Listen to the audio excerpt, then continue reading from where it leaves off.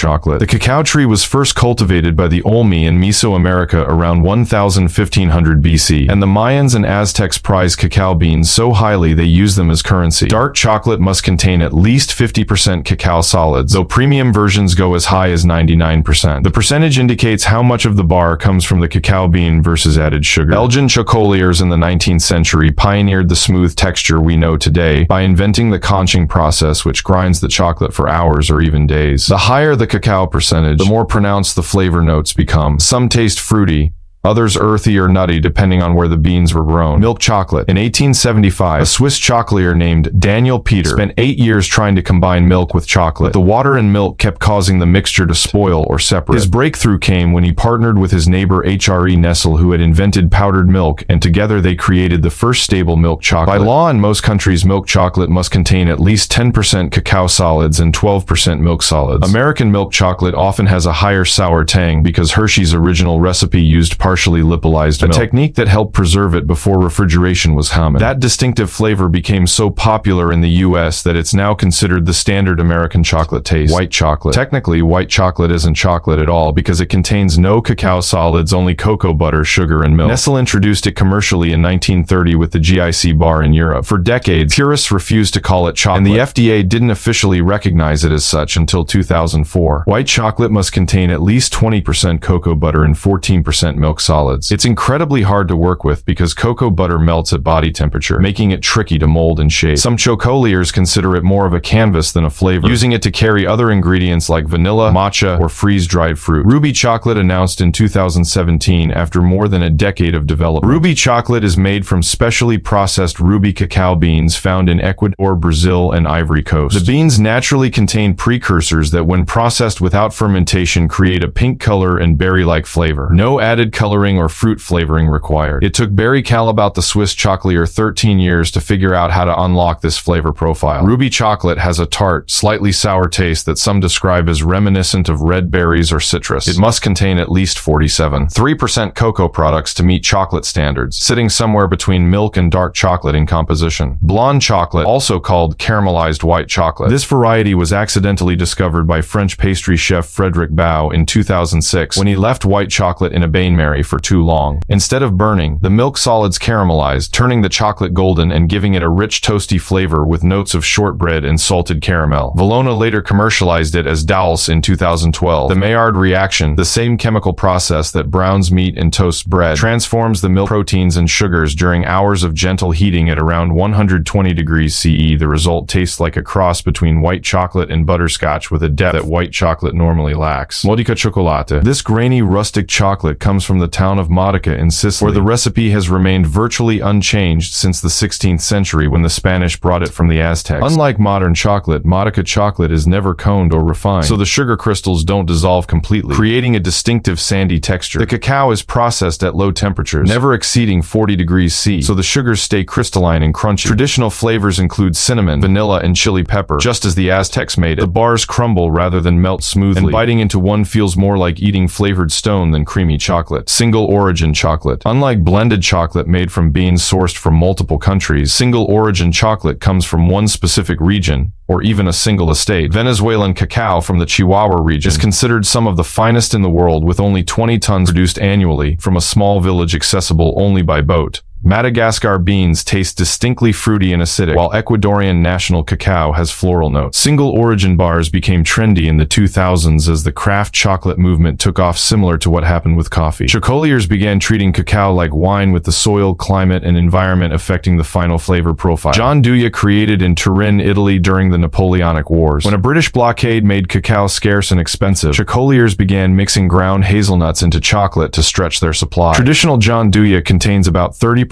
hazelnut paste mixed with chocolate, creating a smooth, spreadable texture. It's the sophisticated ancestor of Nutella, which was also invented in Italy after World War II when cacao was again in short supply. Real Gianduja uses Piedmont hazelnuts, which have more of a delicate, less bitter flavor than other varieties, and the mixture is blended until silky smooth. Raw chocolate. Raw chocolate is made from cacao beans that haven't been roasted, keeping them under 42 degrees C throughout processing to preserve enzymes and antioxidants. The raw food movement popularized it in the 2000s, claiming health benefits from the unprocessed cacao. Traditional chocolate making involves roasting beans at 120 to 140 degrees C, to develop flavor and kill bacteria. So, raw versions taste much more bitter and astringent, lacking the smooth developed flavors of roasted chocolate. Some raw chocolate makers use cold pressing or low-temperature fermentation to develop flavor without heat. The texture can be grittier too, since the lower temperatures make it harder to grind cacao into a smooth paste. Drinking chocolate. Long before chocolate became a solid bar, it was consumed as a beverage. The Mayans and Aztecs drank it cold and bitter, often mixed with chili peppers and cornmeal. When Spanish conquistadors brought cacao to Europe in the 1500s, they added sugar and served it hot, and it became a luxury drink for aristocrats. European drinking chocolate is much thicker and richer than hot cocoa. It's made by melting actual chocolate into milk or water rather than mixing cocoa powder. French chocolatio and Italian cioccolata are so thick you can almost eat them with a spoon. The Spanish traditionally served it with churros for dipping, and in Vienna they topped it with whipped cream and called it Viennese chocolate.